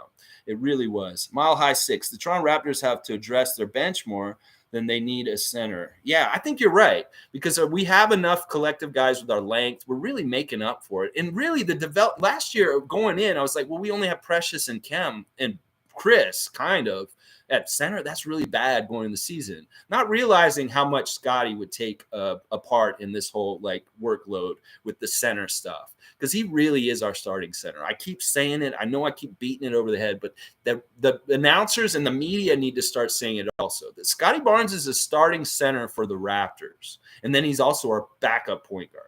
So figure that out, media. Start saying it. Give him his due, because he's doing all that work. He should be getting that due, and that will help him in the Rookie of the Year race. We can frame him as starting center, backup point guard. That will make him look really good really, really good. So yeah, I think you're right. The bench stuff is more important. The scoring off the bench, the fact that we can't get any points off the bench sometimes is really fucked up. And the fact that we don't have any of these 3-point dead eyes off the bench, like Atlanta has a plethora of them. They have so many sharpshooters off their bench, and we don't even have one right now. It should have been Svi.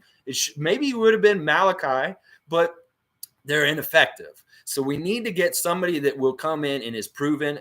I say a veteran, somebody who's already been in the league maybe 10 years, something like that, that is really good 3-point shooter off the bench. It would be like a Jamal Crawford kind of type of player, maybe even a Lou Williams kind of player, stuff like that. This is what I'm seeing.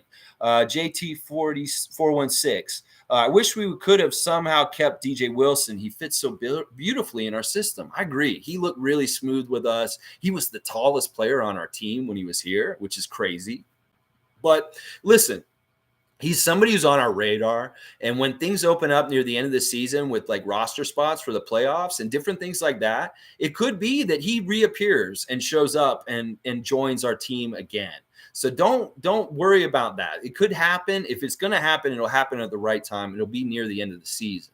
That is the possibility still there. But it could be instead of him, it could be somebody like Reggie Perry who gets called up from our own 905 team and he becomes a part of the team. Because those two guys are kind of similar in the same kind of aspect of things in some ways. Although we called DJ up instead of Reggie when we did.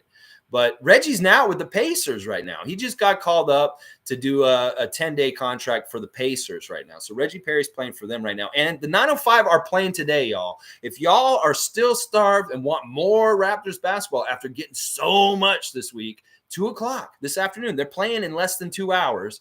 Go to the 905 website. You can watch the Raptors 905 play today at 2 o'clock. And I think Bonga and Johnson are with them, but I don't think that Delano or Justin or any of the other guys are going to be with them. It'll just be the 905 core guys with Bonga and David Johnson down there from the main roster. So, 2 o'clock Raptors. You can keep watching them. Keep the streak alive.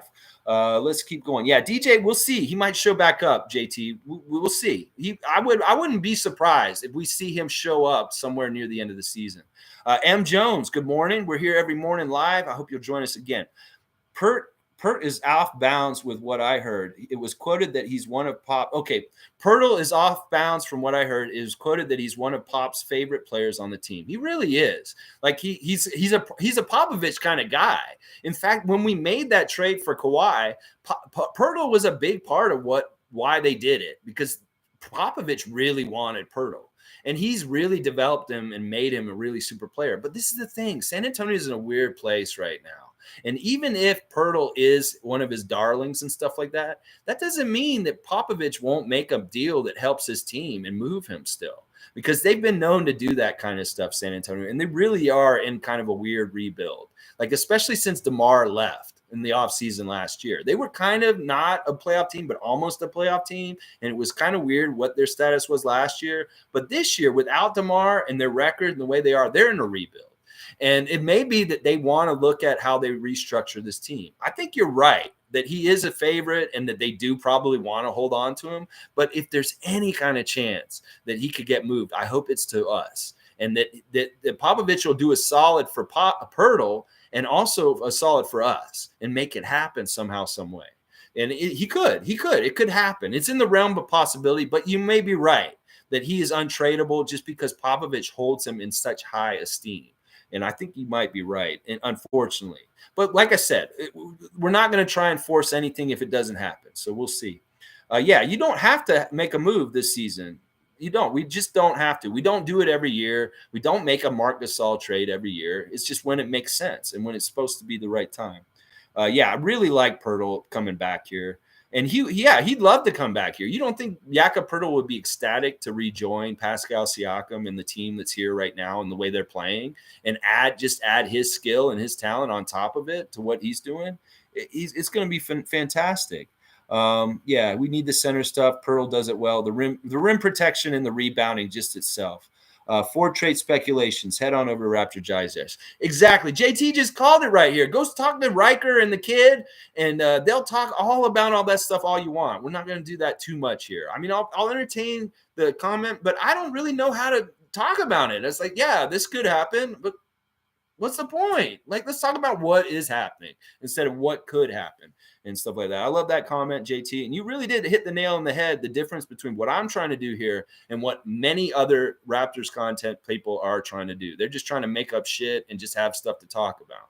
And that's not what I like to do. I like to talk about reality and what's actually happening and just talk about the games because they're exciting enough. There's enough in Raptors culture and Raptors world to talk about all kinds of crazy stuff, whether it's Murdoch Mysteries with Nick Nurse this week, or, the Raptor and Devin Booker, or, headbands. We're talking about headbands a lot this week and stuff like that. So, Marlon Toby, if what we are hearing is true about other teams wanting tragic because of his contract expiring soon, they want to get salary off their books, then we can get a deal done. Yeah, this is for real and for sure, Marlon. That at the beginning of the season, there was no rush to try and get Dragic his money bonus for another team. But now the trade deadline, different things, teams have figured out whether they're buyers or sellers in the NBA market right now, depending on how their team's doing. Like Washington's a seller all of a sudden because they are shitty and they suck. And, that's the kind of thing is this period of time. Now they're figuring it out and plans are being made for the future. And some people just want to fold their hand for the season and they look into the future, and that's attractive. The Goran Dragic contract is attractive to other teams that want to fold for the season and just like build for the future and start planting seeds for something better in the future. And that's why he'll get moved, is that kind of stuff. Mind Python saying, apparently it's going to be a long winter. Oh, that's what Puxatani Phil said? I don't like that. Yeah, I don't trust him either, the damn gerbil. It's like since I seen that movie, Groundhog's Day, or even Caddyshack, that fucking gerbil, whatever he's doing in that fucking ground, Bill Murray was right to try and kill him. His little hula dancing. Yeah, that motherfucker. You just give us some spring. We need it. God damn it. Damn guinea pig. Oh, man. Yeah, that Toronto Clippers scenario did sound really bad. Like, trust in Masai. Not having Kawhi Leonard as our GM is really smart. It's really smart. You don't want Kawhi Leonard to be your general manager. You just don't. And Clippers, you go ahead. You can have Kawhi be your general manager. You see what happens. So, yeah, you like the saxophone impression?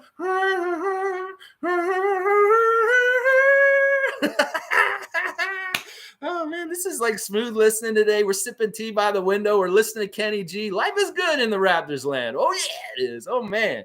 Oh, man. Oh, man. Yeah, you heard that in the bathroom where you're brushing your teeth. Oh, you spit your toothpaste out. That's hilarious, man. I love that. Okay, MK is in Ottawa. He's black, and he hasn't seen so many happy faces in downtown Ottawa since before the pandemic. Okay, so are you for their truckers what they're doing?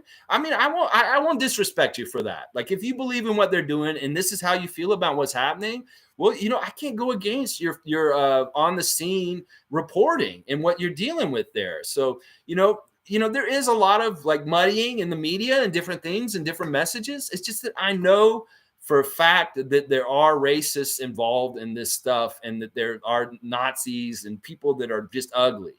And I'm glad to hear that it's a lot more peaceful and better there than some of the media is portraying. Okay, I like fair and balanced reporting, and I appreciate that, MK, that you're giving us your personal story about what's going on there, and it isn't as bad, and that things are okay there. Okay, this is good. That makes me feel better because I don't want people like you to be fucked with by idiots coming to your city and stuff. That's where my reasoning is with this animosity towards them. But if you're telling me that it's different and that there is peaceful protesting, there isn't shit on the ground, and that people are happy and everything's fine, okay, that's good. It may mean that I need to really speculate on whether the media sources I'm getting and what their motives are and what they're trying to tell me. That's the way you got to be, guys. You got to, when you hear the truth and you hear things from on the ground and they don't line up with what the media is telling us, we got to be, looking at what the media sources and why they're telling us that and the reasoning and stuff like that. So I really appreciate that, actually. Gee, imagine the Lakers did what the Raptors just did with all the overtime games. The media would go crazy. Yeah, they'd be pushing us. Like honestly, if we were Miami, somebody said this recently. If we were Miami and we did what we've done in the last couple of years, the NBA would push Masai Ujiri like he's Red Auerbach. They put Nick Nurse like as the greatest coach ever in the world. All of our players would get these premium bonus like pushes in their media in different ways, whether it's like this guy's an all-star. He's one of the greatest and all this stuff. We don't get that because the NBA marketing for the US has delineated that Canada, NBA Canada, takes care of all the PR and the promotions for the Raptors. And then they don't do shit for us on their side of the border with the American audience. So they don't hear about us. They don't see us. We don't get promoted in the same kind of ways because it's NBA Canada's job to do on this side of the border. And we get the whole country. So they're like, we don't need to do it in the US. So we get this weird effect, this discount. We don't get the spotlight in ways that we possibly should really deserve to. And you're right. If we were a franchise in the US, we would be built up as some sort of crazy ass team. They would be having us on the TV all the fucking time. And we would be talked about like Miami and Golden State. We would be talked about like them. We'd get the same kind of respect and the kind of kudos that those two franchises get all the time because we really are on the same level as both those franchises as far as the caliber and excellence throughout our personnel and our front office. And then also the way we're building our teams and the capability. Those two teams are the ones that I look to that are our peers, Miami and Golden State. And that we would get those kind of pushes like those teams do in the States if we weren't in Canada. Because they think that NBA Canada's job is to do that for us. And you just don't hear it on that side. Okay, MK saying also about what's going on in Ottawa. It hasn't been hijacked. The media is just spinning the story so they can discredit them. Okay.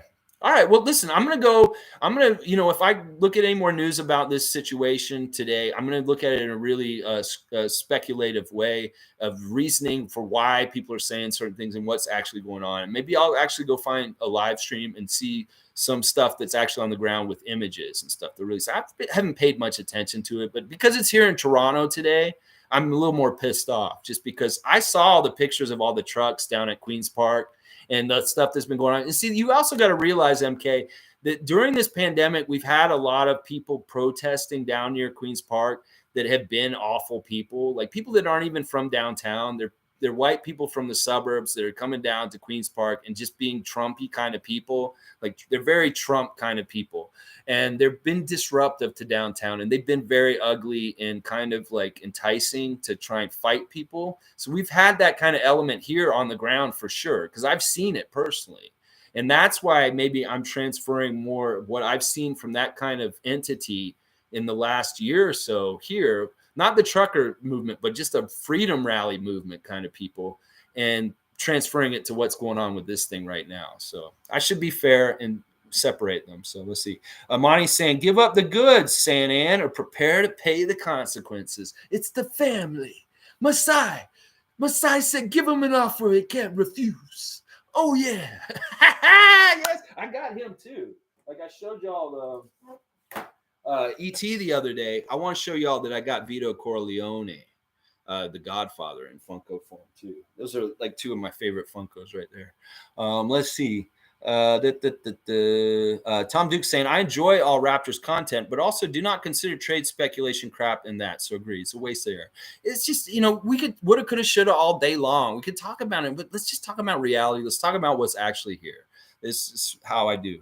MK saying, no, it's completely peaceful and people are working together to help each other. It's actually quite epic. Okay. Well, listen, man, you're actually single-handedly changing my opinion a little bit about what's happening just because I don't totally know. I'm just hearing what the media is saying, stuff like that. I'm going to go do more investigation later. So Race Mode Daily, keep up the great show. Thanks, Race Mode. And I appreciate once again that you wanted to get me a coffee the other day. We'll get there someday, and hopefully you'll be able to give me a super chat someday. We'll see. I just got to get the right stats and stuff, and then hopefully, and it's not that I want to make a lot of money or do anything like that. It's just, if it's natural in the whole realm of like progression with YouTube channels that I get to a certain point that I can actually monetize and stuff like that, I'll do it. But I appreciate your Race Mode. I hope you're having a great weekend. Sun is shining. We're tea sipping today. Oh, yeah. MK saying, watch Viva Frey. He's done a good job. Viva Frey. Okay, I'll go look at that after this. All right, well, I think we're done for today, guys. I really appreciate everybody being here. It's almost 2 hours. Great win over the Hawks last night. We beat them at their own game. We beat them at three-point shooting, and that really was the difference in the game last night that won it for us. We beat them at their own game. And I love that. And I love that Ice Trey Cole was just cold. He wasn't cold as ice. He was just cold. And we did a great job this week. The Raptors should be really proud and have really earned a rest day today. Tomorrow they'll travel to Charlotte, and then they'll be playing Charlotte on Monday. I'll have the preview on Monday. Tomorrow, 9:30 a.m. Eastern time, sharp. Raptor Freak Trivia, the latest installation. So brush up on your knowing about the Raptors franchise throughout all the years. From the very beginning, there will be some question that has to do with the Raptors franchise tomorrow. You get some points and win that practice jersey signed by Jerome Williams, the JYD. All right, let's see. Paul B saying, great win. Andrew saying, sorry, there's nothing peaceful about blockading hospitals in downtown Toronto. Yeah. I mean, I don't know what it could be different what's happening in Ottawa and what's happening in Toronto. The Toronto stuff is a little different because we attract a whole kind of different element of crazy and weird to our city, just because there's already an element of crazy and weird downtown. And Ottawa's a little bit like a more interesting community. But yeah, I'm going to try and get a fair and balanced viewpoint on all this. I'm going to go and check the name that MK put there, and then I'll go and see the regular stuff that I usually look at too and try and find the balance. All right, let's see. Trey definitely had OG-itis. Yeah, I agree with that. Yeah. Okay. Anyway, guys, like, comment, subscribe, share. Trivia tomorrow, 9:30 a.m. Eastern. I appreciate all the new viewers. I hope you'll come and join us more often. We're here every day. This is just a nice, positive space to be a Raptors fan and not have to listen to all the negative bullshit like I hate Pascal for this, or trade all these guys, or we're going to suck because we're not that good, really. No, none of that bullshit here. We're working towards and striving towards the second Larry O'Brien trophy for the Toronto Raptors, and we scheme and speculate and we figure out how we're going to get there. That's what we're doing. All right, y'all. I appreciate y'all. Y'all are the best. JT, take care to you, man. Much love and all the best. Y'all have the great Saturday, and I'll see y'all tomorrow morning, 9:30 sharp. All right, be there. Get the points. Get the warm-up jersey. I'll send it all around the world. Darren wins in Jakarta. I'm sending it to Indonesia. But right now it's G. And I don't know where you live, G. Hopefully I don't have to pay too much shipping. Woo!